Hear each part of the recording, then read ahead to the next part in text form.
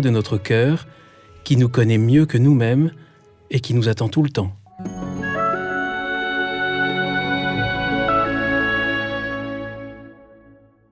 Bonjour chers auditeurs de ZTO, bienvenue pour un nouvel épisode, je suis Guillaume Devoux. Aujourd'hui je vous invite à un nouveau grand voyage, mais là où ZTO n'était pas encore allé. On va aller dans le grand froid, au Groenland, Cap au nord, où nous allons à la rencontre avec les loups, les baleines, une nature primitive gigantesque, poétique et tellement importante, une rencontre avec les Inuits et une rencontre avec celui qui nous y emmène. Philippe Nicolas, bonjour. Bonjour Guillaume. Bonjour Philippe, merci d'avoir accepté mon invitation. Vous êtes Philippe, professeur des écoles, docteur en sciences de l'éducation. Et en même temps, et c'est ce dont on va beaucoup parler, vous faites vivre à vos élèves des expéditions assez incroyables, ce qu'on appelle des expéditions engagées, notamment sur les terres polaires. Et alors, pour commencer peut-être, j'ai relevé cette anecdote en préparant cette émission que j'ai beaucoup aimée. Vous avez reçu à un moment, je crois qu'il y a longtemps, c'est peut-être à l'école, un prix littéraire. C'était un livre de Paul, on recevait des livres à ce moment-là, c'était un livre de Paul-Émile Victor. Alors pour les auditeurs qui ne connaissent pas Paul-Émile Victor, c'était un grand écrivain et un explorateur. Oui, explorateur polaire, anthropologue, Oui. qui a ouvert en fait la voie. En fait, il n'est pas le seul. Mais j'avais reçu effectivement cet ouvrage que je n'ai. Lequel C'était Boréal. Que je n'ai jamais lu. Mais oui, c'est ça qui est incroyable. Mais que j'ai conservé comme un objet de pouvoir, une amulette en fait, Ouais. et qui m'accompagnait en fait au fil de quelques déménagements. Et puis une rencontre, et puis je l'ai ouvert, et puis le Groenland s'est ouvert en ouvrant Boréal. Donc et vous l'avez toujours pas lu? Et j'en ai lu des passages aujourd'hui, mais voilà, comme quoi il y a des objets qui nous accompagnent. Et qui sont peut-être des signes en fait d'ouverture. Alors vous avez, on va aller un petit peu vite pour rentrer plus dans le sujet de ce qui nous fait nous rencontrer aujourd'hui. Je crois que vous êtes allé finir vos études au Canada. Oui. Et alors là, vous étiez parti rédiger une thèse à partir, vous le dites, de l'observation d'une pratique en plein air hautement éco-formatrice, comme vous l'appelez, la pêche à la mouche. Et c'est au cours, je crois, de cette expérience que vous avez fait une rencontre assez incroyable sur les rives du Saint-Laurent. Tout à fait. C'était pendant le week-end de Pâques, figurez-vous. En plus. Et donc l'université Laval était désertée. J'étais moi tout seul en fait dans ma petite chambre de 3 mètres sur 2. Et je commençais à avoir un peu le vague à l'âme. Alors je prends la direction du Saint-Laurent. Et je commence à suivre le Saint-Laurent, et dans un bouillonnement, quelque chose qui m'interpelle, je vis une rencontre étonnante. Je vis une rencontre avec une femelle beluga. Et ça a été un moment très fort pour moi, parce que j'ai vraiment vécu quelque chose d'une rencontre où je me suis laissé pleinement regarder. Et j'ai été ébloui par cette beauté sauvage. Ça a duré... je peux pas, c'est difficile d'évaluer le temps. Quelques secondes? Peut-être même moins d'une seconde. Et c'est comme si j'avais été regardé vraiment très profondément. Et il y a eu un avant, il y a eu un pendant, il y a eu un après, où je me suis senti vraiment faire partie de ce monde vivant, de cette biodiversité, et avec cette amabilité profonde, inconditionnelle en moi. Vous disiez que vous avez le sentiment, vous aviez 35 ans, je crois, Oui, de n'avoir jamais été regardé même par un humain comme ça. tout à fait, tout à fait. C'est-à-dire que là, il y a eu quelque chose vraiment d'une rencontre essentielle. Lorsque Christian Bobin écrit Vivre, c'est être vu dans un regard d'amour, j'ai vécu cette expérience. Alors, c'était pas un humain, c'était une femelle beluga. Bon, alors les auditeurs de ZTO sont peut-être pas complètement surpris, parce que il y a quelques semaines, il y avait Patrice Van Hersel qui parlait des cétacés, des rencontres avec les baleines, les belugas, les orques. Ah ben, ce sont des animaux extraordinaires, société animale qui vit voilà, de façon autonome, sans amasser les choses. Donc, c'est très fort, ces rencontres-là. Elles vous transforment. Et quand vous racontez votre expérience, quand vous la décrivez, vous dites, c'est une belle image, puisqu'on parle d'un animal qui sort de l'eau. Je plongeais doucement dans l'amour, j'apprivoisais ma solitude, la paix s'installait dans mon cœur, je comprenais la sagesse du monde, vous l'avez un peu dit, et j'advenais à ma primitive réalité. Oui, je peux le dire.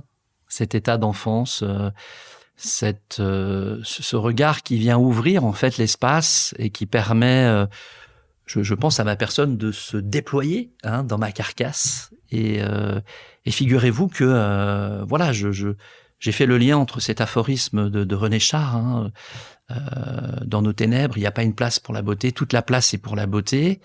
Et figurez-vous que 15 jours plus tard, je me retrouvais en stage pour conclure en fait ma formation d'enseignant, et je remplaçais un dénommé Monsieur Char à Clichy.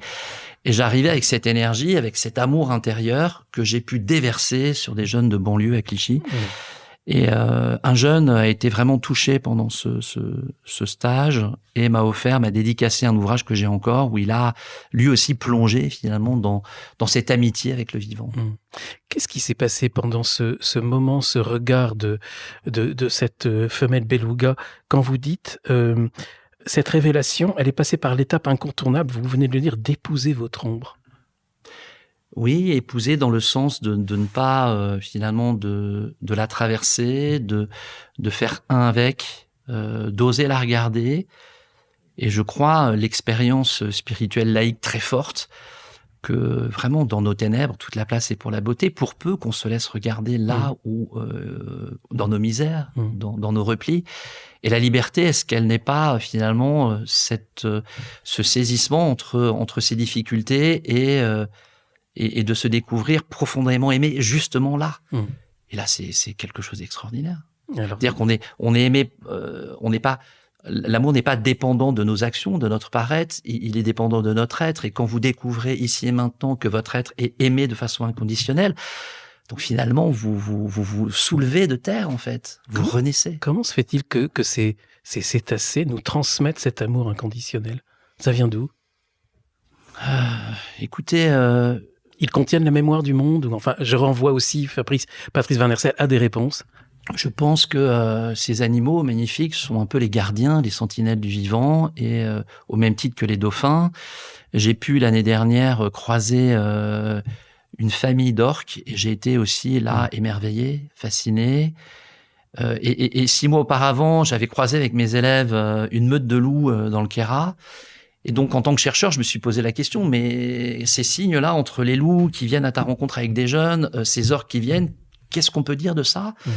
Et il me semble que ce sont vraiment les sentinelles du vivant qui viennent rencontrer celles et ceux qui ont le désir d'une rencontre, de l'émerveillement, d'être éblouis par la beauté. Cet orque mesurait 8 mètres de long, la nageoire dorsale 2 mètres. Et j'ai dit, mais c'est incroyable, cette agilité en suspension dans l'eau et face à nous, face à moi. Et il n'y a pas c'est pas verbal, mais c'est très très fort en fait. Vous sentez que vous appartenez à la beauté, au mouvement, à l'être. Et quand vous vivez que vous appartenez à la beauté, tout change pour vous. C'est pas mental, vous le vivez. Et donc finalement tout se met en branle en vous. Et donc j'ai un peu l'image là qui me vient. Vous laissez tomber les habits, les peaux mortes. Et vous advenez à qui vous êtes. Et là, c'est en matière d'éducation, moi qui suis chercheur en sciences de l'éducation, c'est magnifique de sentir que les êtres qui vous sont confiés peuvent entrer dans la connaissance d'eux-mêmes, du monde et des autres. Et j'aime à dire que l'enseignant n'est pas le seul à enseigner. L'orque, cette femelle beluga, m'a enseigné sur moi-même ce que peu d'hommes et de femmes ont pu me renseigner. Donc finalement, la vie nous enseigne dans son vaste ensemble. Il est important, je pense, de recourir à cette amitié avec toute la vie. D'ailleurs, vous devez y penser parfois à cette femelle beluga ou à cet orque. J'imagine qu'on les oublie pas. C'est impossible parce que c'est vraiment une relation de qualité, certes furtive, mais qui vous a emmené en fait sur un chemin de connaissance de vous-même et de liberté. Et celui qui vous libère, c'est celui qui vous aime. Ça, c'est important.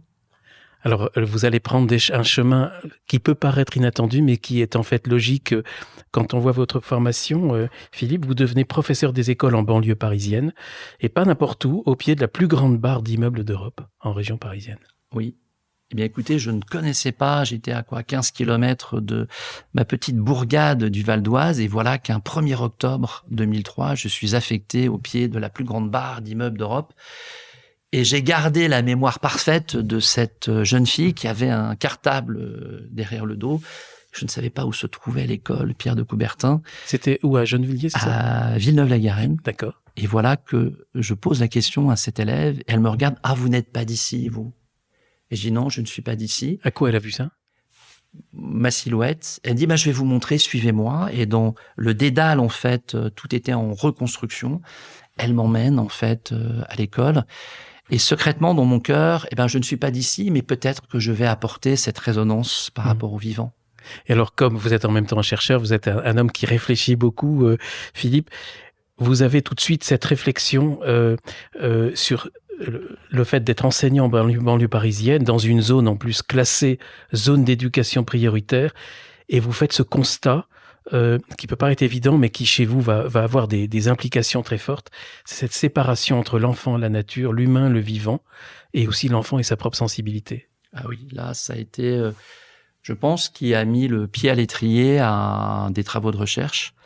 Et je crois que sous-jacent à ça, il me semble que, et je le découvre en moi-même, cette volonté, en fait, d'apporter des remèdes à ce contexte et de se dire, mais où est le vivant, où est la nature? Si ce tiers est oublié, mais comment est-ce que je vais pouvoir, moi, être un enseignant selon ma vision, selon ma perspective, selon mon rêve?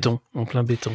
Et là, j'ai commencé à apporter, je me rappelle très bien, parce que j'ai été éprouvé comme tous les enseignants qui commencent dans ces milieux-là.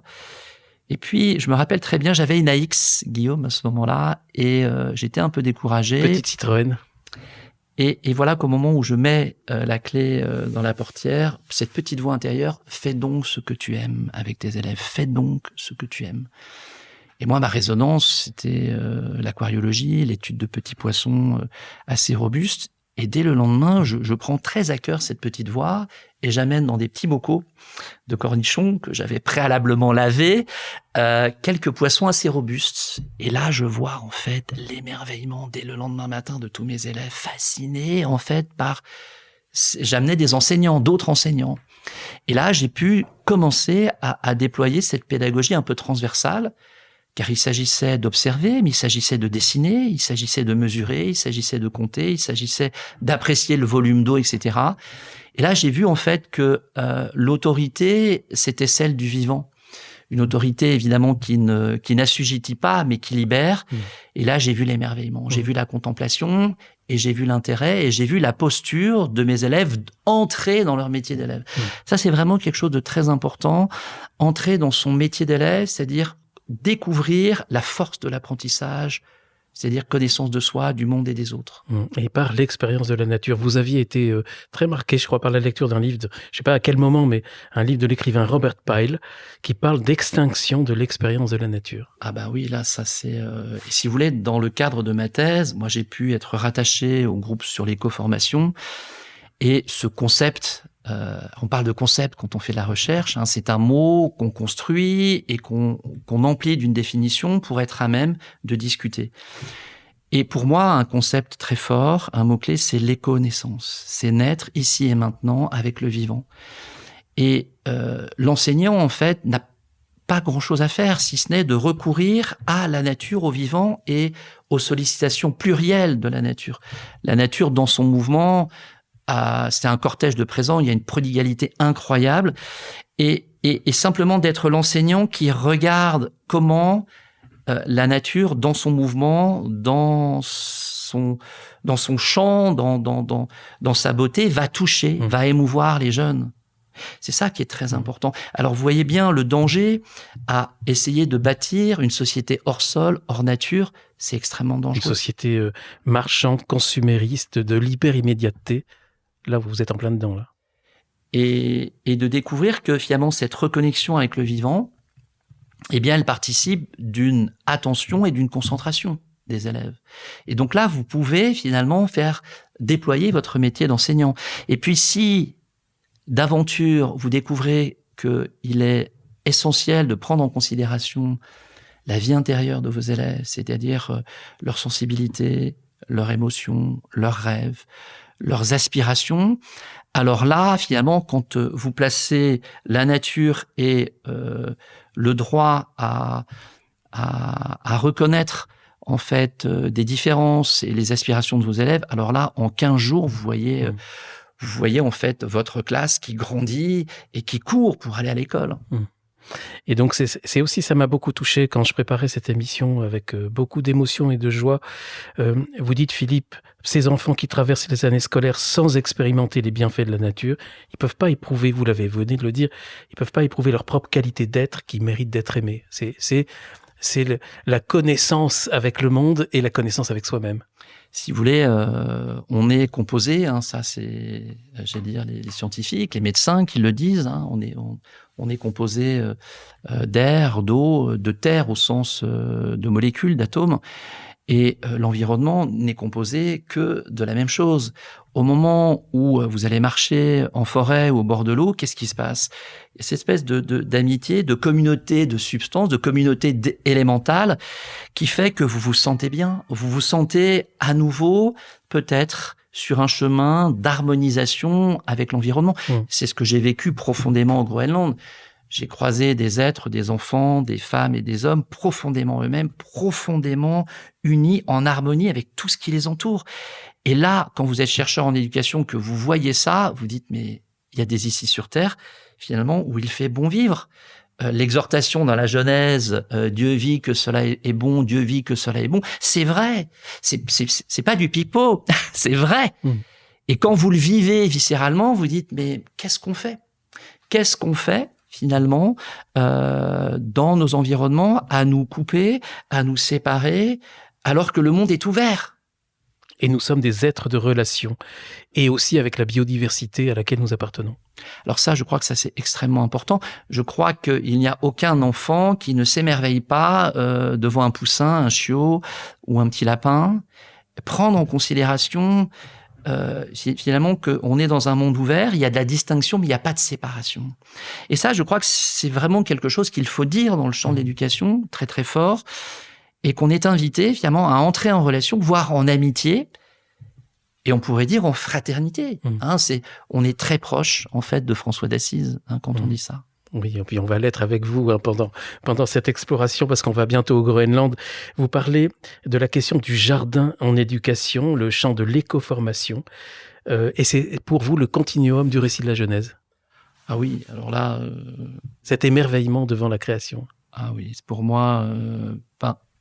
le récit de la Genèse est extrêmement fort, extrêmement puissant. Je fais un lien avec ce récit et la parabole de l'enfant prodigue. Et je crois que notre société est prodigue, c'est-à-dire qu'elle est très éloignée de la source, très éloignée de ce bonheur, de cette abondance promise, et que finalement il s'agit de recourir à l'humilité, essayer de débusquer toute forme d'arrogance, de prétention, de mégalomanie pour découvrir que nous sommes êtres de relation avec nous-mêmes profondément, avec le monde et avec tout ce qui nous entoure. Et là, c'est la place à quoi, Guillaume, je vous le dis, à la fête, à la célébration et à une immense sobriété. On est dans la sobriété, la simplicité. Du prodigue au prodige. C'est du prodigue au prodige. Et là, et puis je crois qu'au cœur de tout ça, quand on travaille et qu'on scrute un peu les Écritures, vraiment vivre que il y a un grand désir du vivant à ce que nous soyons à nouveau prodiges. Un peu des fils, des filles bien-aimés du vivant. Ça, c'est vraiment extraordinaire. Et comment ne pas proposer cette expérience fondamentale, primordiale, cette amabilité inconditionnelle, se sentir responsable à l'égard du vivant, c'est magnifique. Alors un jour, j'imagine que vous proposez souvent des expériences à vos élèves, et un jour en classe de CM2, c'est un membre de l'équipage de la goélette Tara. Pour les auditeurs qui ne savent pas ce qu'est la goélette Tara. Alors c'est un bateau qui a été racheté par Agnès B. Qu'on voyait souvent sur les quais de Seine. Tout à fait. Au service de la compréhension des océans, avec des scientifiques, et qui ont fait notamment un travail extraordinaire sur le plancton, phyto- et zooplancton. Et là, en fait, moi, si vous voulez, de façon un peu symbolique et métaphorique, au moment où on commence à emprunter ce que l'on ne voit pas et qui agit, ça m'intéresse. Au même titre que cet ami qui me partageait cette anecdote, il marchait en montagne avec un de ses amis qui est guide, et à un moment donné, sur la neige, une piste animale. Donc le guide interpelle cet ami dessinateur, et qui est voyageur, un nomade extraordinaire. Elle dit, François, alors d'après toi, qu'est-ce que c'est? Et il le laisse en fait deviner. Et puis au bout de quelques minutes, François pressent que ça peut être un loup.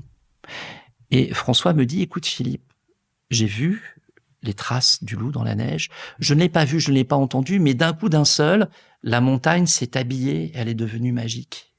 Parce que je pressentais que le loup était là. Eh bien, je crois que en matière d'éducation, il faut pressentir une présence qui est là et qui est agissante. Et une présence très aimable. Vous voyez, Guillaume? Même le loup? Ah, mais le loup, c'est d'une élégance extraordinaire. Vous vivez avec un loup. Oui. Une louve. Opale. Opale. Ah ben là, je pourrais vous en parler pendant des heures. Elle a failli venir d'ailleurs pour l'enregistrement. Tout à fait. Ouais. Et puis vous m'avez dit, on trouvera un autre moment. Oui, parce que je voudrais pas qu'elle traumatise mon chien. Alors, vous voyez, là, c'est vraiment le constat finalement des représentations qu'on peut avoir. Au même titre qu'on associe au loup finalement cette bête qui va dévorer grand-mère, enfant, etc. Mais c'est d'une élégance extraordinaire, d'une intelligence je regrette. extraordinaire. Et là, mes élèves, quand ils ont suivi les loups, spontanément, on dit mais il faut qu'on aille dans toutes les écoles maternelles de Gennevilliers pour parler de l'élégance, la beauté des loups. Ils sont pas méchants. Un peu comme Moby Dick. Moby Dick, cette histoire finalement d'aller agresser les cachalots. Je vous invite à écouter un podcast ou des paroles de François Sarano quand il plonge avec le cachalot, ou le cachalot et son ami. Donc, vous voyez, quand je parlais de emprunter un chemin où on va découvrir qu'on peut entrer en amitié, voire en fraternité avec le vivant, et ça croise aussi avec ce que vous me disiez d'un précédent acteur sur ZTO. Est-ce que finalement ces animaux ne sont pas les gardiens du vivant? Je le crois, véritablement. Alors on revient à la visite et à la rencontre des élèves avec ce membre de l'expédition Tara, parce que ça va avoir des conséquences directes pour vous. Eh bien voilà, lorsqu'on est enseignant, qu'on est pédagogue, on est, je crois aujourd'hui, ce qui crédite la valeur d'un enseignant aujourd'hui, pour ma part, il doit être accompagnateur et facilitant des projets de ses élèves. C'est-à-dire qu'il doit prendre vraiment en considération les vraies interpellations, les vraies questions. Et je me rappelle très bien ce scientifique qui était là et qui nous relatait des anecdotes quant au dérèglement climatique. Et voilà que cet élève, qui était très, très, très, très punchy, très vivante, coupe la parole à ce scientifique et dit comme ça, en éclaboussant finalement le silence dans la classe, mais où est-ce qu'il faut aller pour comprendre physiquement le dérèglement climatique? Elle avait quel âge? Elle avait 10 ans. Et là, le scientifique dit, écoute Philippe, tu as vraiment une élève là qui a de la répartie, bravo mademoiselle. Eh bien écoute, si tu veux comprendre le dérèglement climatique, il te faut aller au Groenland. Et là, tu vas voir. Et là, immédiatement, la jeune fille, qu'est-ce qu'elle me dit? Maître, il faut nous emmener au Groenland.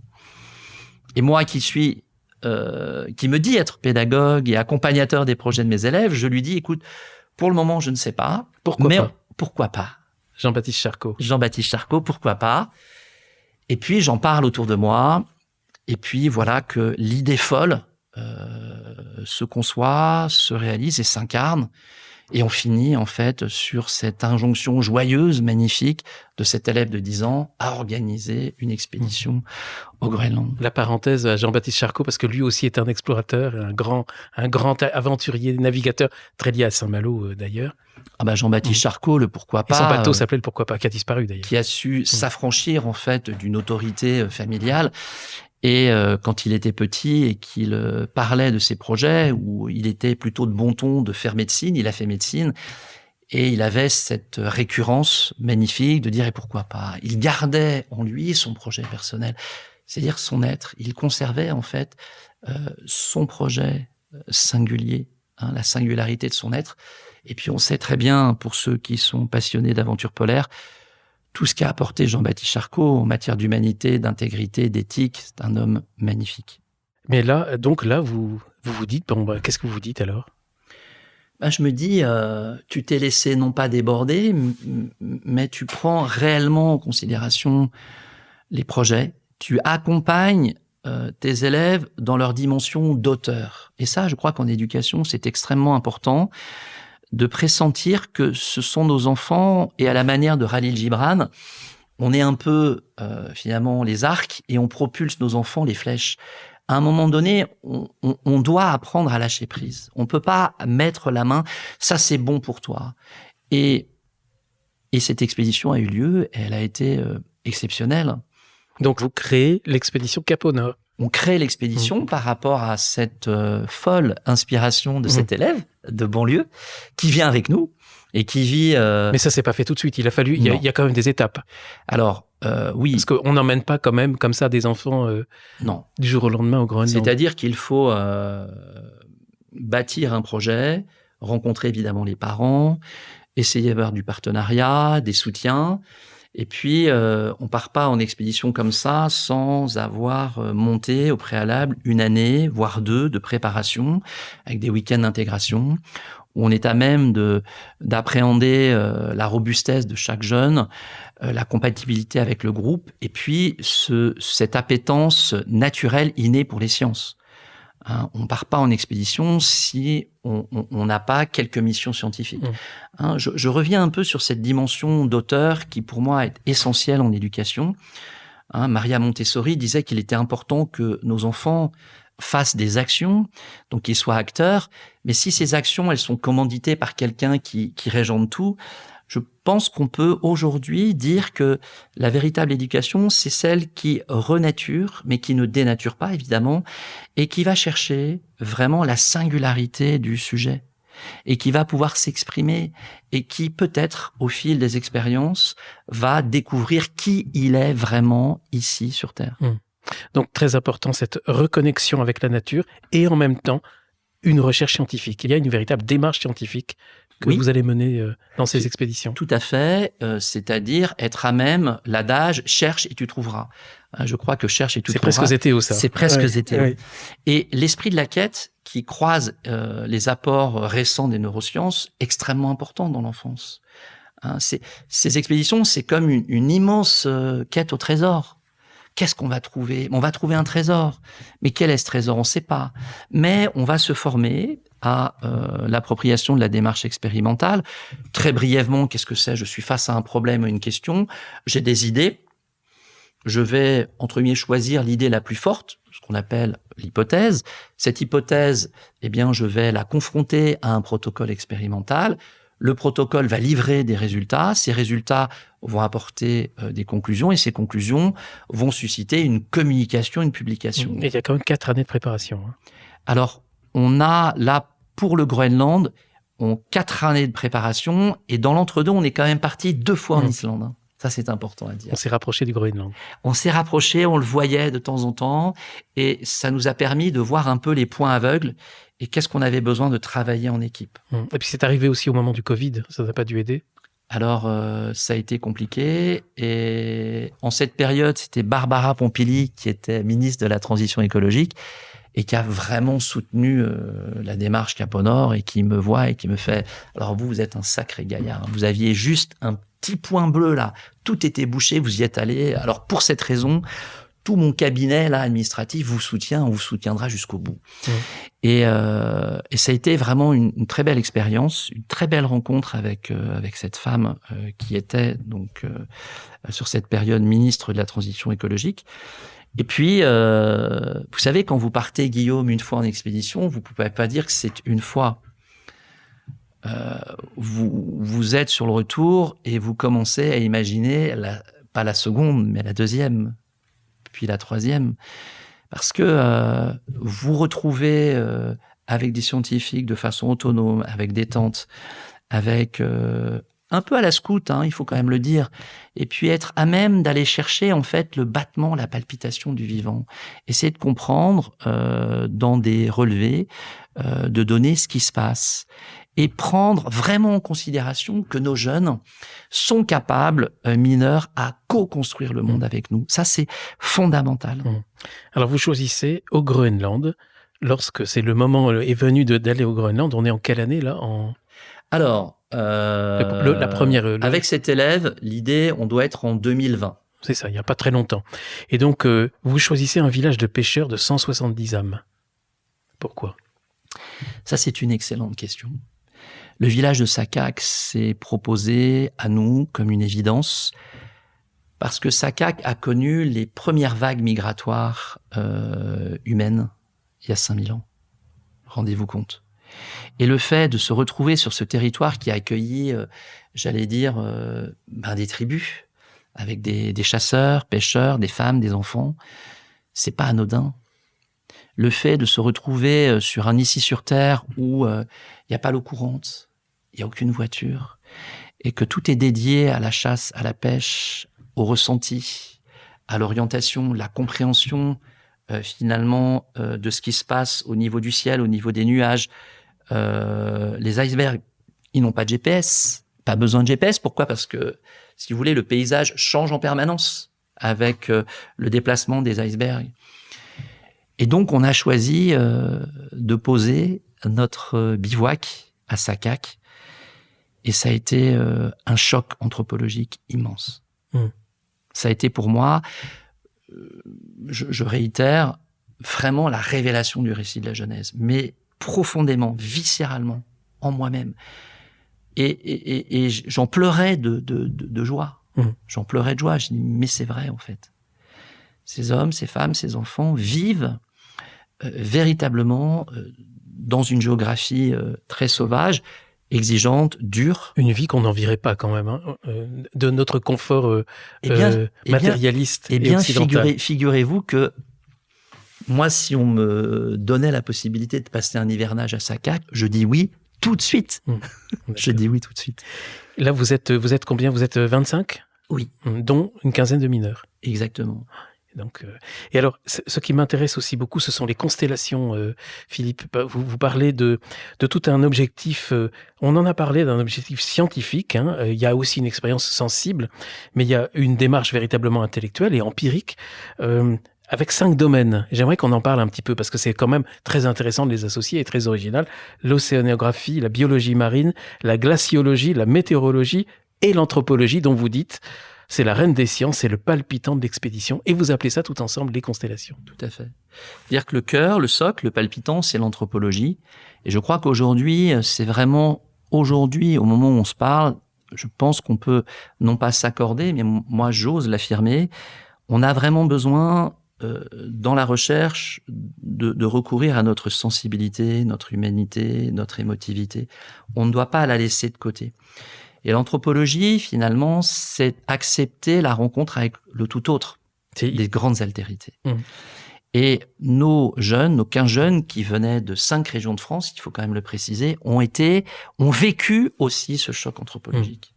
C'est-à-dire que ça les a nourris profondément, ça les a remis en question, ça a été chercher leur zone de confort et d'inconfort. Alors, une fois qu'on a ça, c'est d'apprendre à vivre avec une autre culture, avec des jeunes d'une autre culture, une autre manière de voir le monde, une autre manière de s'alimenter, une autre manière de jouer. Ils ont été saisis par ces jeunes non rien, mais d'une joie, d'une vitalité immense. Et donc, il y a eu cette réflexivité entre eux et ces jeunes, et même pour nous, en tant qu'adultes. On a été, et référents scientifiques, on a été vraiment... moi, j'ai été émerveillé, notamment la rencontre avec ces chasseurs, que j'ai trouvé d'une très grande élégance, un peu taiseux, mais quand il parle, c'est à bon escient, c'est pour construire en fait la relation, et une connaissance extraordinaire de leur territoire. Et moi, j'ai vraiment vécu qu'ils faisaient un avec leur territoire. Et ça, en matière d'éducation, ça m'intéresse au plus haut point. Alors, vous parliez de constellation, Guillaume. Donc, le socle, l'anthropologie, et en constellation, on a l'océanographie, la biologie, etc. Parce que nos jeunes avaient chacun une feuille de route, et on a su, en fait, avec les chercheurs, discerner les appétences scientifiques et prendre en considération ce que voulaient faire nos jeunes. Évidemment qu'à 15 ans, on ne pouvait pas leur demander de balayer tout le champ scientifique, mais ils ont choisi un domaine de prédilection. Donc certains ont choisi la biologie marine, d'autres l'océanographie, d'autres la météorologie, d'autres la glaciologie. Et on découvre que nos jeunes, en fait, dans cette appétence, poursuivent leur chemin, leur orientation scolaire. Et puis ils sont, si vous voulez, il y a une force d'âme en eux, il y a une énergie. Enfin, vous parlez même de l'explosion de l'imaginaire créateur. Ah oui. C'est beau. Mais si vous voulez, au moment où vous croisez, que vous prenez en considération ce que vous apportent les entretiens en anthropologie, avec les relevés en biologie marine, en océanographie, en météorologie, glaciologie, vous avez une cartographie qui vous permet d'objectiver le réel. Et là, on voit la question du réel ou de la réalité. Aujourd'hui, en éducation, c'est extrêmement important, au moment même où on essaye de façonner un monde virtuel. Mais mon Dieu, entrons dans le réel tel qu'il est. Parce que c'est là, finalement, qu'on va découvrir notre appartenance, notre arrimage, et j'allais dire, cette communauté d'amitié très forte. Au moment où vous êtes en amitié avec le vivant, vous ne pouvez plus l'abîmer, vous le connaissez. Et donc, nos jeunes ont pu se déplacer et ont pu conduire des protocoles expérimentaux. Je prends par exemple en glaciologie, ils ont été émerveillés face à ces mastodontes de glace. En biologie marine, imaginez, vous êtes sur le kayak, vous avez les écouteurs et vous placez un hydrophone. Et qu'est-ce que vous entendez ? Vous entendez tous les bruits, vous entendez les bruits telluriques, mais vous entendez aussi les communications entre les espèces, les chants. Chant des baleines, chant des phoques. Et vous arrivez au fil du temps à discerner tous ces bruits qui définissent le terroir, le territoire.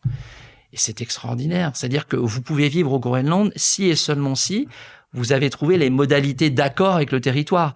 Mais si vous êtes là avec l'équipement bien mental, non, là, il me faut mon coca, il faut que je regarde l'émission, c'est fini.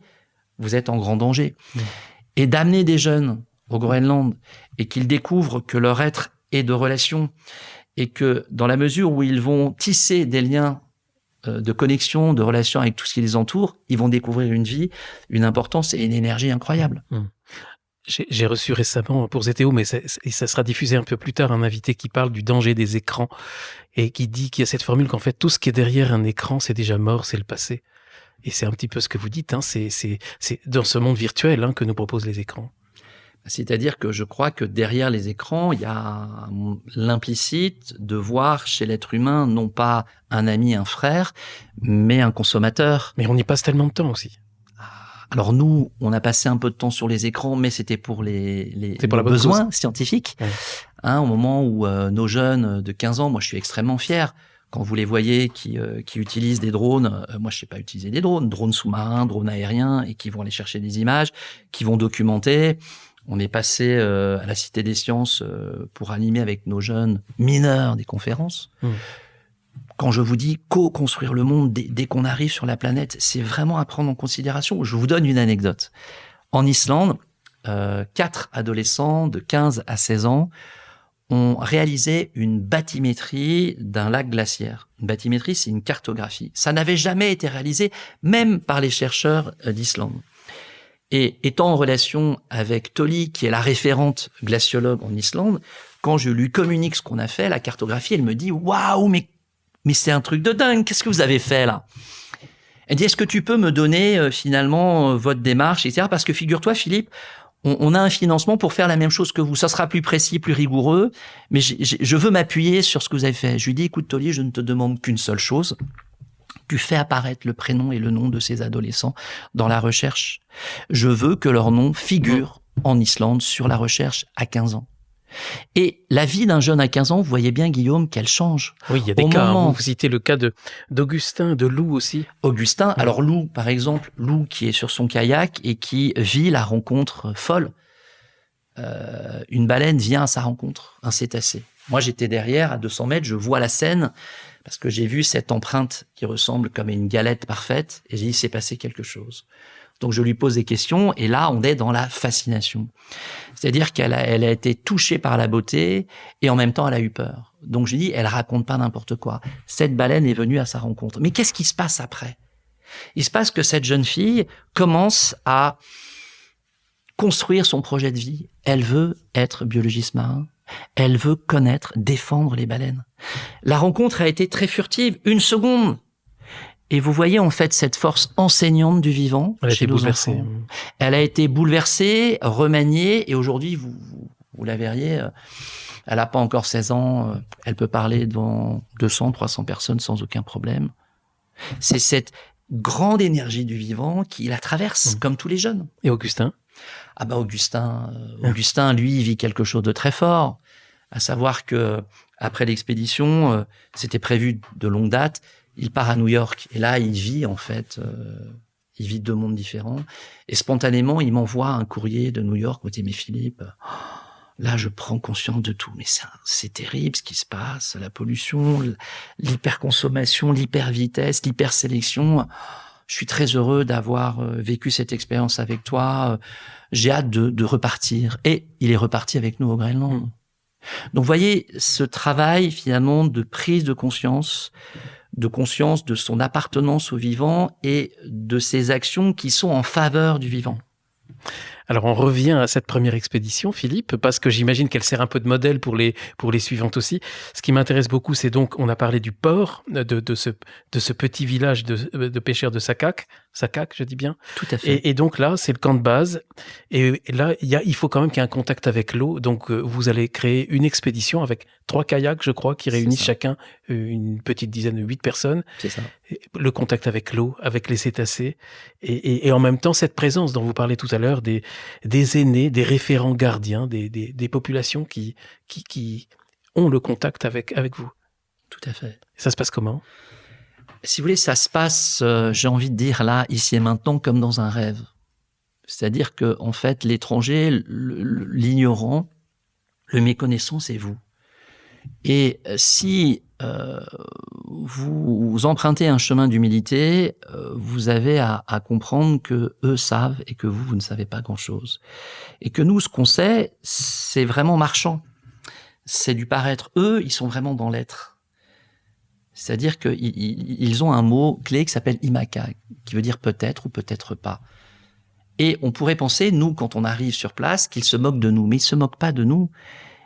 Lorsqu'on a prévu quelque chose le lendemain, eux, le lendemain, ne représentent pas grand-chose parce que tout est tellement en lien avec les éléments naturels qui sont tellement puissants que peut-être que demain, les conditions seront pas bonnes. Donc, c'est pour ça qu'ils vous disent peut-être, peut-être pas. Donc, c'est-à-dire qu'il y a cette radicalité d'être dans le temps présent, d'être présent à la présence.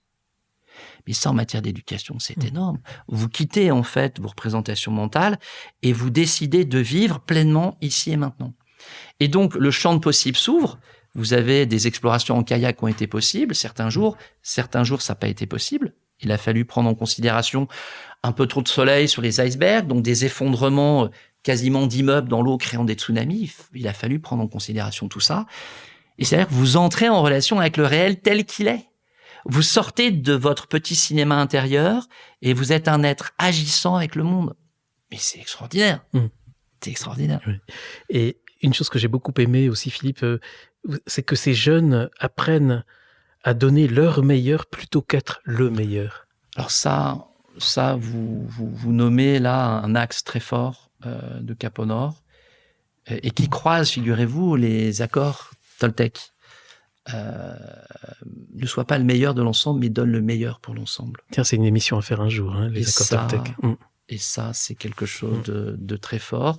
Parce que, il faut quand même le dire, aujourd'hui, notre monde est assujetti à l'élitisme, à la comparaison, au paraître, au non-vieillissement. Et nous, on choisit d'être complètement à rebours de ça. C'est-à-dire vraiment se dire, ce que tu donnes, c'est un jeu qui s'exprime pour le nous. Tu vas enrichir le nous. Tu vas enrichir le nous. Et puis au moment où tu vas te prendre un peu pour un coq, on va, avec bienveillance, on va dire non, c'est pas ce qu'on apprécie dans Cap au Nord. Mais donne ta part. Et là, on entre, au fait, Guillaume, dans une synergie éducative incroyable.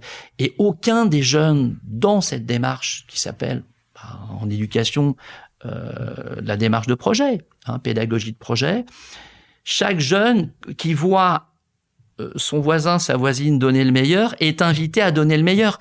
Et entre eux, ils sont très forts, ils sont à même de discerner leurs talents, leurs dispositions. Et au moment où chaque jeune donne le meilleur de lui, eh bien, il se révèle à lui-même. Les talents sont faits pour nous connaître. Et quand on rencontre et qu'on croise le talent d'un tiers, on lui dit, mais tu sais, quand tu fais ça, c'est hyper important et t'es tellement toi-même. Donc finalement, on voit que au fil des jours, cette expédition n'est qu'une occasion finalement de grandir en conscience et de s'épanouir. Et moi, c'est vraiment un mot, l'épanouissement, qui est au cœur de cette pédagogie. Si j'avais un mot à dire pour Cap au Nord, je dis épanouissement des jeunes. Et vous savez, une chose importante, quand vous êtes épanoui, vous commencez à discerner que vous pouvez emprunter un chemin d'accomplissement intérieur. Et ça m'intéresse au plus haut point. Oui, c'est émouvant d'écouter ça. Puis ça, je le vois en vous voyant, Philippe. C'est très communicatif et les auditeurs le sentent. Vous parliez tout à l'heure des situations des icebergs qui s'effondrent et j'ai beaucoup aimé parce que vous parlez des moments de traversée en bateau agité, des arrêts réguliers parce que vous êtes évidemment très prudent. Et cette phrase, ce sont la mer et les glaces qui décident, pas nous. Ouais. Grande humilité accordée aux vivants. Alors évidemment, si vous prenez en considération les forces élémentales, vous êtes humble et vous devez comprendre. Si vous ne comprenez pas et que vous persistez à être orgueilleux, arrogant, la sanction, elle est quasi immédiate. Vous pouvez payer un lourd tribut, vous pouvez le payer de votre vie. Vous voyez Jack London dans sa petite nouvelle « Construire un feu ». On voit un homme, une posture très orgueilleuse, et quel est le référent qui accompagne ce trappeur? C'est un chien. Et le chien connaît très très bien le froid. Et il accompagne ce trappeur dans toutes ses erreurs.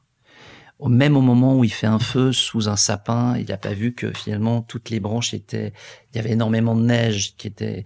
Et donc au moment où il fait son feu, la chaleur en fait des flammes finalement provoque la petite avalanche. Et on voit en fait on pressent en fait de façon non verbale la sentinelle de ce chien nordique qui dit mais mon Dieu, pourquoi tu ne t'arrêtes pas? Pourquoi tu ne t'arrêtes pas? Et je crois qu'aujourd'hui la question des limites en éducation se pose, la question de l'humilité, et c'est la place au renoncement. Ici et maintenant, aujourd'hui, il nous faut renoncer. Si je renonce pas aujourd'hui, je vais peut-être le payer de ma vie. Et voyez, je crois que la question des limites et de l'humilité, c'est extrêmement important. Donc on retombe finalement sur ce terme IMACA, peut-être, peut-être pas. Je l'ai pas lu cette nouvelle de Jack London, ça me donne envie de la lire. Elle est magnifique. Oui, je la connaissais pas. Mais en fait, vous venez de m'amener à la question suivante parce que vous dites qu'on est à l'heure de l'anthropocène. En quelques mots. L'anthropocène, c'est effectivement cette période de l'histoire de notre vaisseau Terre, je le rappelle, qui tourne sur lui-même, qui tourne autour du Soleil, comme chacune des planètes d'ailleurs. Ça, je veux dire, si tous les élèves avaient conscience de ça, mais on se dirait, mais mon Dieu, on habite un pays merveilleux, c'est un conte de fées. Et donc sur l'anthropocène, oui, je crois qu'il faut vraiment reconnaître avec beaucoup de conscience que l'homme, depuis un peu plus d'un siècle, impacte considérablement la Terre. Un exemple qui me vient à l'esprit, les plastiques, les microplastiques. C'est d'une évidence incroyable. Figurez-vous que je rentre depuis une semaine d'une expédition en Kera pour l'avenir de l'eau, raid scientifique Cap au Nord 2025. On a monté un bivouac à 2415 mètres en vue de plonger sous la glace. J'ai reçu les photos, j'ai suivi ça quasiment, c'était magnifique. Et on fait des prélèvements. Chacun des jeunes, accompagné par un directeur de plongée, par des plongeurs, ils plongent et ont été chercher des prélèvements d'eau. Ces prélèvements d'eau ont été analysés par une hydrobiologiste et nos jeunes sur un petit laboratoire de fortune à 600-700 mètres plus bas que là où on a plongé. Et je tiens à le dire au micro, certains prélèvements ont été conduits en parapente par les jeunes du lieu de prélèvement. Et là, on a vu quoi, Guillaume? On a vu la présence de la vie, représentée par les diatomées, ces micro-organismes qui qualifient d'une qualité d'eau sur le territoire. Et on a trouvé aussi la présence de microplastiques. C'est-à-dire que même dans ces lieux-là. C'est-à-dire que dans ces lieux qui semblent être des sanctuaires, ce ne sont plus des sanctuaires. Et on le sait très bien. Et nos jeunes ont conscientisé que si il y avait des microplastiques à 2415 mètres, il y en avait à 3000, il y en avait à 3005, il y en avait sur l'Everest, il y en avait en Antarctique, il y en avait en Arctique, il y en a partout. Et il ne s'agit pas finalement de se blâmer, de se culpabiliser, de dire c'est foutu, non, mais de regarder la réalité en face.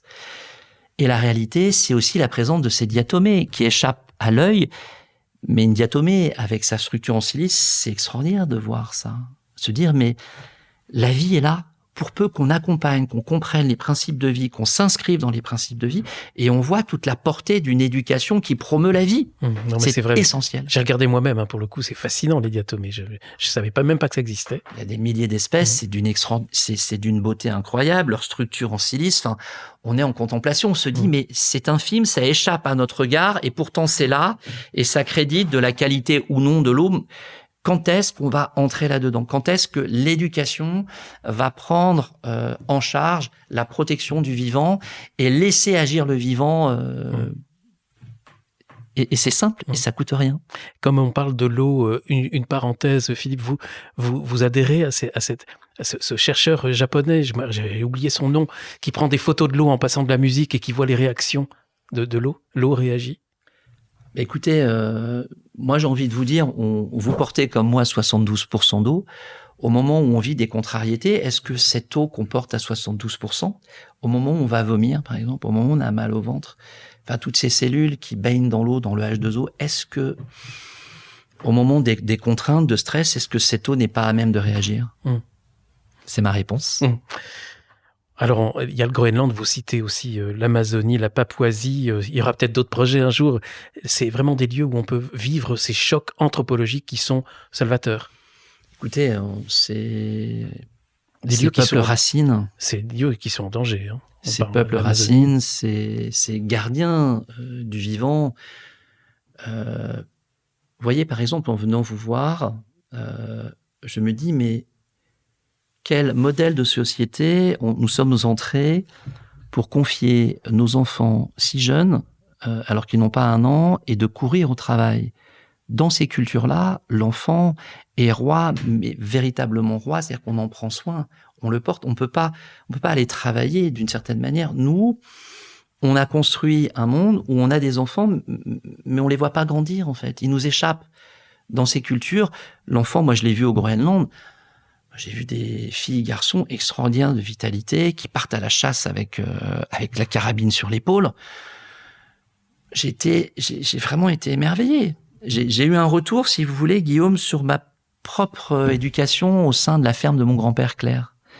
Et je me dis finalement, au moment où on consent à entrer en relation avec l'environnement, les faunes, les flores de cet environnement-là, alors il y a quelque chose qui se passe en nous. C'est-à-dire qu'on porte en nous la valeur d'une fleur, la valeur d'une étoile, la valeur d'un glacier. Et au moment où on se soustrait d'appartenir à l'écosystème, pour moi, là, c'est extrêmement dangereux parce qu'on devient méconnaissant et, à notre insu, absolument pas responsable du vivant. Je vous lis, Philippe, dans une de vos présentations de vos projets, vous dites « Le cœur de l'innovation pédagogique du projet, c'est avant tout d'écouter ce que la Terre et les enfants nous réclament pour l'avenir du monde. » C'est ce qu'on vient de dire. Ah oui, un enfant dans sa beauté, sa vitalité, son innocence, je ne dirais pas sa transparence, mais il est tellement disponible à ce qui régit à l'essence même du vivant que forcément son interpellation, sa joie, sa question est à prendre en considération. Il est important de voir que cet état d'enfance est malmené. En fait, plus on grandit, plus cet état d'enfance en fait se réduit et on finit par se conformer aux attentes finalement de société qui nous demande peut-être de consommer davantage. Vous dites c'est pas la consommation du cosmos, mais la communion avec le cosmos. Ah bah oui, là, ça c'est... je crois que la grande crise dans laquelle on est, c'est ce manque de communion, de relation établie avec ce qui est là, qui nous est donné, et qui convoque le récit de la Genèse, une fois encore. Tout nous est donné de façon sobre et simple pour célébrer le vivant dans le jardin avec un J majuscule. Qu'est-ce qu'on en fait? Ce matin, j'étais très étonné, émerveillé, vers 6-7 heures. Quelques mésanges, ça chantait près de chez moi. J'ai dit, tiens, il y a encore des oiseaux, ça fait plaisir. Ce chant des oiseaux, cette gratuité du chant de l'oiseau qui vient finalement vous traverser, qui vient vous habiter, on va dire, tiens, ça chante encore. Donc c'est chouette, c'est beau. Alors, je suis sûr qu'il y a plein d'auditeurs là qui se disent allez, il faut que j'envoie mes enfants. Alors, on va parler du présent, si vous le voulez bien, et des projets. Cap au Nord, c'est donc ce projet que c'est un projet de vie, en quelque sorte, pour vous, Philippe. L'ADN en 3 axes, la reconnexion avec le vivant, la coopération avec le vivant, la quête avec le vivant. Quelques mots? Oui. Moi, je suis assez proche de Philippe Mérieux, pédagogue émérite français. Et dans sa vision, en fait, il apporte des mots-clés comme l'éducabilité, la réflexivité. L'éducabilité, c'est que chaque enfant est éducable au sens de peut se transformer, peut découvrir sa place et peut rayonner dans finalement cette relation à lui-même, aux autres, au monde. La réflexivité, c'est cette capacité qu'on a à intégrer quelque chose et voir comment on le reçoit à l'intérieur. Et puis, les 3 axes, c'est l'ADN de Cap au Nord. Coopération, je crois que c'est le mot-clé aujourd'hui, qui vient avec beaucoup de lumière, et une vraie lumière, éclairer toutes les formes d'élitisme, de comparaison et de violence. Nous sommes faits pour vivre ensemble. On n'est pas fait pour se taper dessus. On n'est pas fait pour ériger 1 sur 1 milliard, 1 sur 100 000. Quand vous voyez ces courses, par exemple, de biathlon, on ne regarde que les athlètes, on ne regarde plus le paysage. On se soustrait du paysage, on se soustrait du cosmos, on se soustrait de la dynamique vivante de la biodiversité. Donc ce projet, je reprends le fil avec Philippe Mérieux. Philippe Mérieux, à un moment donné, il dit « Il s'agirait que dans la trajectoire d'un enseignant, il arrive à construire son chef-d'œuvre pédagogique. » Et moi, il me semble, avec beaucoup d'humilité, que aujourd'hui, mon chef-d'œuvre pédagogique, c'est vraiment cette proposition Cap au Nord, l'école face aux plus grands défis du XXIe siècle, qui me semble répondre aux besoins et représente, je crois, vraiment un remède à la situation actuelle. Et vous n'êtes pas seul, il y a une équipe maintenant, vous êtes plusieurs. Alors on ne peut pas concevoir, Guillaume, une aventure de cette envergure sans une équipe, sans des chercheurs, sans parfois des partenaires. Et ce qui est très intéressant, c'est de voir que cette équipe, elle est composée de personnes vraiment différentes. Ça va du chef d'entreprise au chercheur, à l'enseignant, avec des jeunes qui viennent de plusieurs régions de France et qui suivent en fait une progression au fil de week-ends d'intégration. Qui sont recrutés comment, ces jeunes? Alors, ils sont recrutés par le réseau, notre réseau. Mais si quelqu'un, un jeune, a envie finalement d'approcher un peu l'aventure humaine et scientifique Cap au Nord, il peut le faire vous contactez librement, bien sûr. Et le prochain projet, c'est au mois de juin? C'est cet été, en août. Ah, c'est en août. C'est la 2e étape de Pour l'avenir de l'eau. Ah ben j'avais noté du 11 au 16 juin, mais je me suis trompé alors. Alors, c'est autre chose. Du 11 au 16 juin, c'est peut-être un week-end d'intégration. D'accord. On va y réfléchir. Donc la 2e étape de Pour l'avenir de l'eau, c'est de reprendre en fait l'expédition là où on l'a quittée donc la semaine dernière, c'est-à-dire là c'est dans le Queyras, dans le parc régional du Queyras, et là d'entreprendre dans la plus grande sobriété, la descente de la Durance du Petit Rhône et de terminer en Camargue, en canoë, avec nos jeunes, à faire des prélèvements, à les étudier, à rendre compte, en fait, sur les villages étapes, de ce que l'on vit, de ce que l'on chante, de ce que l'on danse. Et puis, le point d'orgue, c'est quand même la Camargue, avec la plongée et la rencontre des 3 espèces emblématiques de Camargue, à savoir l'hippocampe, la tortue marine et le grand dauphin. Et il est certain que ces 3 espèces sentinelles vont nous éduquer, vont nous enseigner, et peut-être qu'elles vont émerveiller ces jeunes au point qu'ils s'orientent dans leur vie responsable, une vie épanouie, accomplie au service de la vie. Et le Groenland? Alors le Groenland, vous avez raison d'en parler, c'est une expédition sans jeunes, Guillaume, qui s'appelle Expédition Sakak, le retour à Sakak, pour une autre pensée du monde, pour aller chercher des éléments pour créditer que, il y a des cultures qui honorent en fait le vivant, et il nous paraît important d'aller y chercher un héritage, et cet héritage, ce sera un héritage en musique, en sonorité, en paysage sonore, et on va rendre compte de tout ça à celles et ceux qui veulent s'émouvoir, qui veulent comprendre que on a à prendre en considération ces cultures non pas primitives, mais premières. Vous parlez de la musique. D'ailleurs, j'ai appris que il y a un grand compositeur, un grand pianiste hongrois. D'ailleurs, on a une amie hongroise commune qu'on salue, mais Béla Bartók, qui s'inspirait justement de travaux et de contact avec la nature. L'expérience, quand vous plongez ou que vous placez ces écouteurs avec un hydrophone qui est entre 3 et 6 mètres, où vous vivez quelque chose d'extrêmement fort parce que vous êtes invité à fermer les yeux. Et là, ici et maintenant, en suspension sur votre kayak, votre canoë, vous n'avez pas en fait à une vie immense de l'océan. Imaginez la vitesse du son dans l'eau, c'est 1500 mètres secondes. 1500 mètres secondes, c'est-à-dire que des baleines peuvent communiquer à plusieurs dizaines, voire centaines de kilomètres. Et elles comprennent les choses. Et là, en fait, vous êtes ébloui, vous dites, mais finalement, il y a de la vie partout, ça communique, ça entre en relation, et qu'est-ce que je fais, moi ? Est-ce que je m'associe à ce jeu de la relation élargie à toute la vie ou pas ? Ou est-ce que je suis devant mon écran ?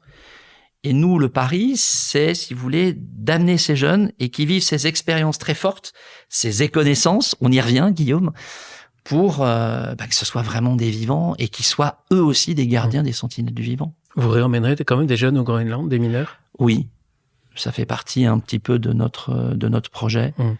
Vous savez, au moment où vous campez, que vous pêchez votre poisson, que avec beaucoup de bienveillance et aussi de gravité, vous assommez le poisson, vous en tirez des filets et que vous le faites cuire et que vous êtes en cercle sous la tente et que vous mangez ce poisson que vous avez su attraper, vous entrez vraiment dans le cœur du vivant, en fait.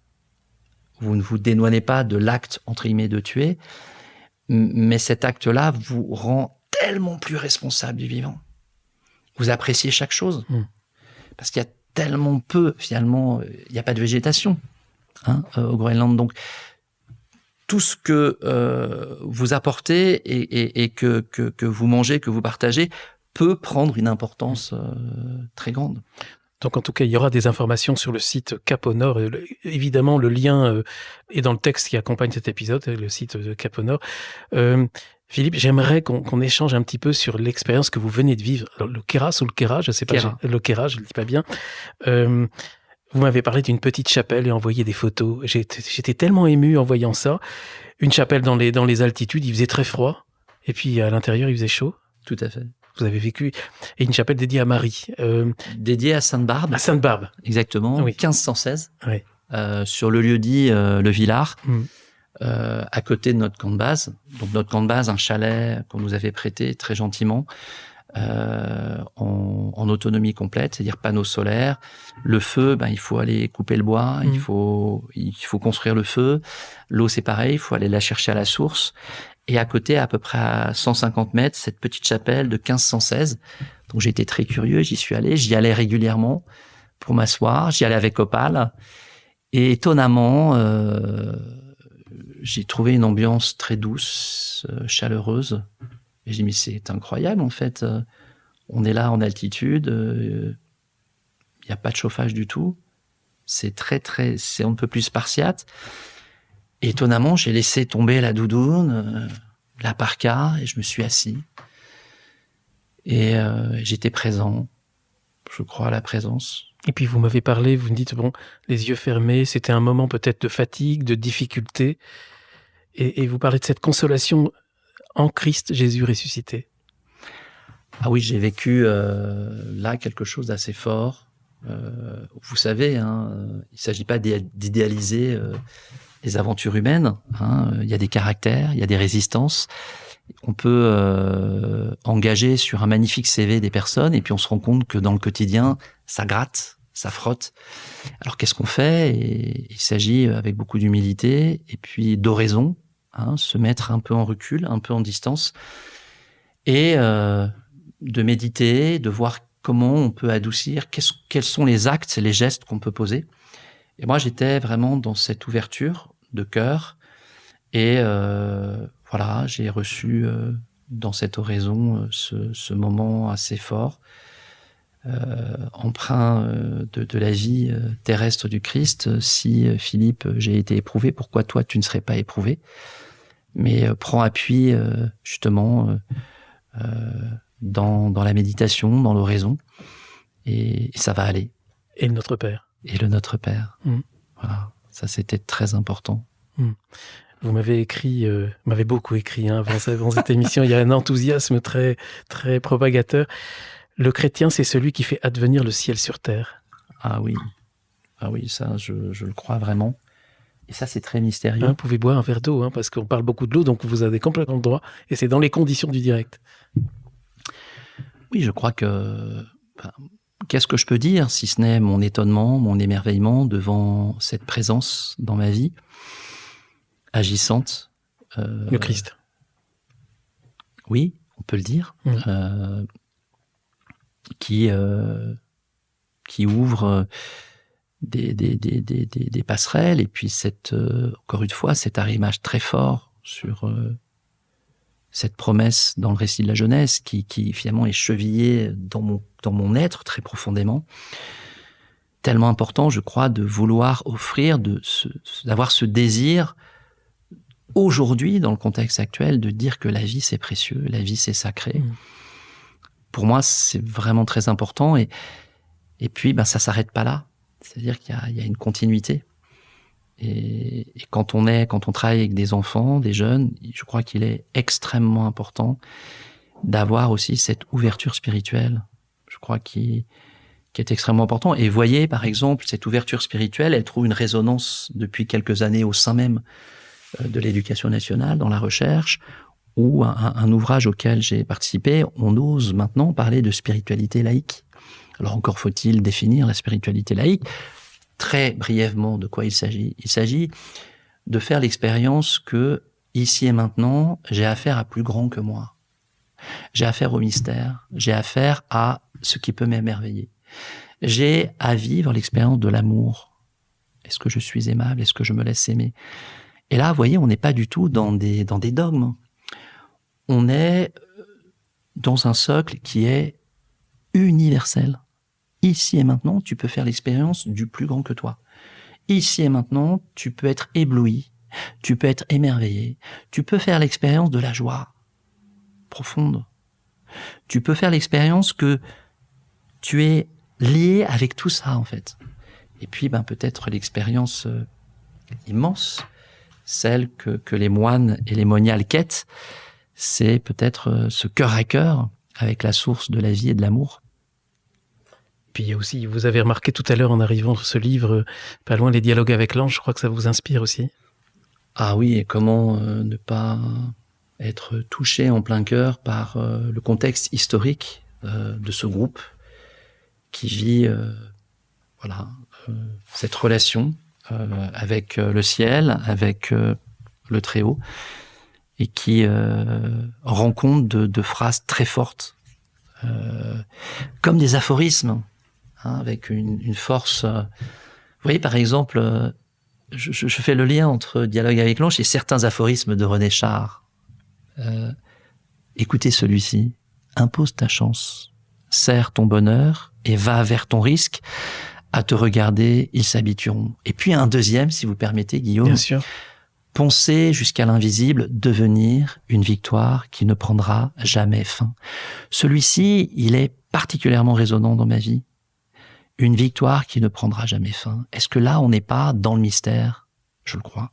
Mystère bien réel et agissant. J'ai pensé, d'ailleurs, en pensant aussi au dialogue avec l'ange, vous dites que la culture sakak, elle accorde une grande place à l'invisible agissant. Ah oui. Ça m'a beaucoup frappé. Je suis en train d'écrire sur cette expérience anthropologique et le récit s'appelle La Grande Métamorphose. Et je fais part, en reprenant les notes de mon carnet de bord, de 2 à 3 nuits un peu complexes où il m'était donné pas dans un sommeil, mais j'étais là assis à pressentir des choses, à voir aussi, entre guillemets, certaines choses. Et c'était assez plaisant. Et ce que j'ai vu, entre guillemets, intérieurement, m'a rapproché de Jean Mallory. Jean Mallory, vous savez, cet ethnologue formidable, on peut dire qu'il a été chamanisé par les Inuits et qui a laissé des traces littéraires extraordinaires.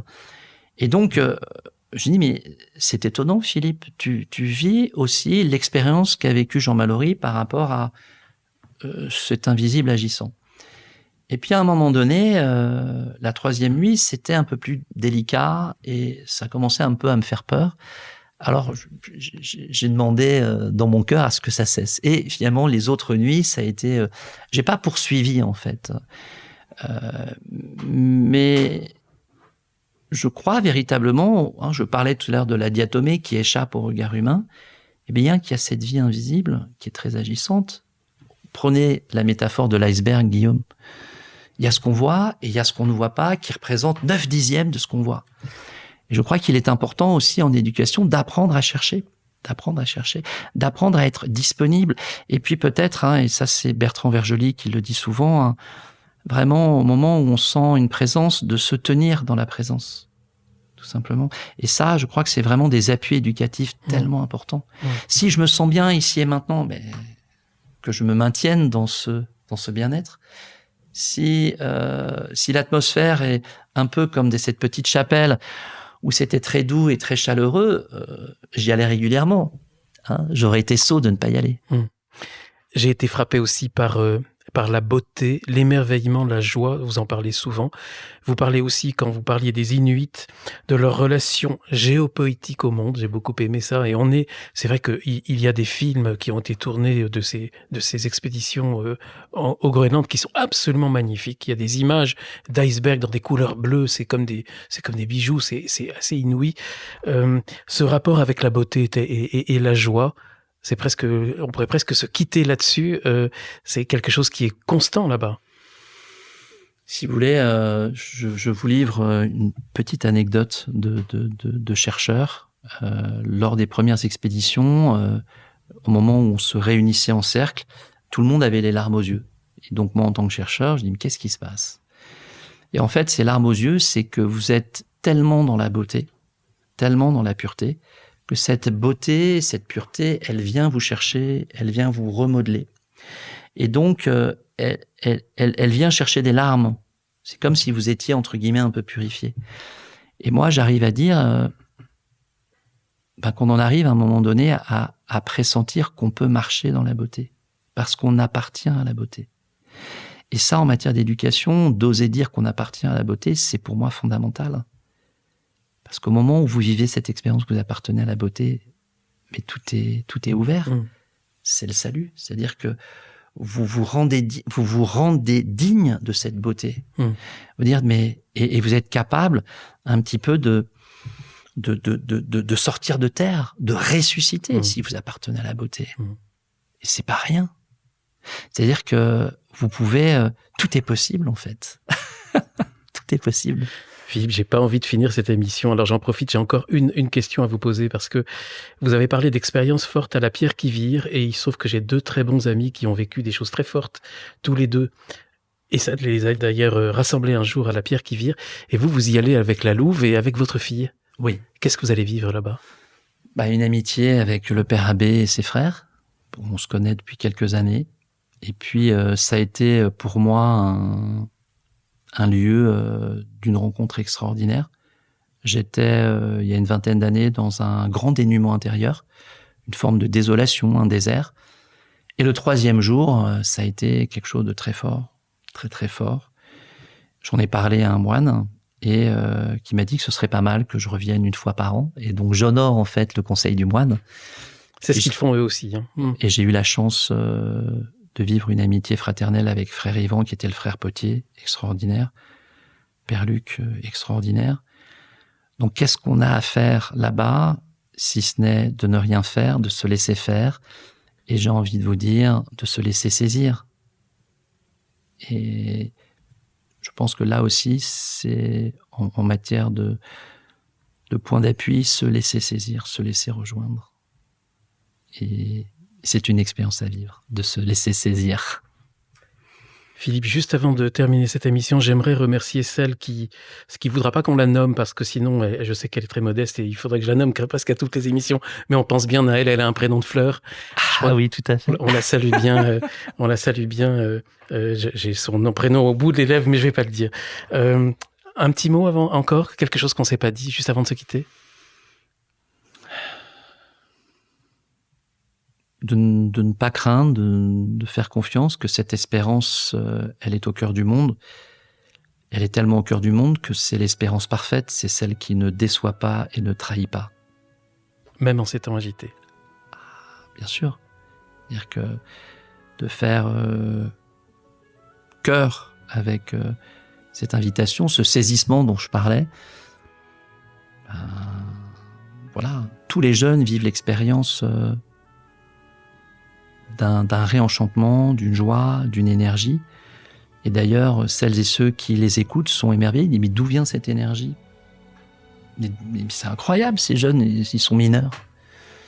Donc c'est bien, je crois, vraiment de faire un avec le vivant. Et peut-être, voilà, ces derniers mots, si tu sers la vie, alors la vie te servira. Je crois qu'on a trouvé le titre peut-être de l'épisode. Merci infiniment Philippe Nicolas, merci pour cette participation, pour cet enthousiasme. Merci Guillaume. Merci chers auditeurs, à bientôt pour un prochain épisode.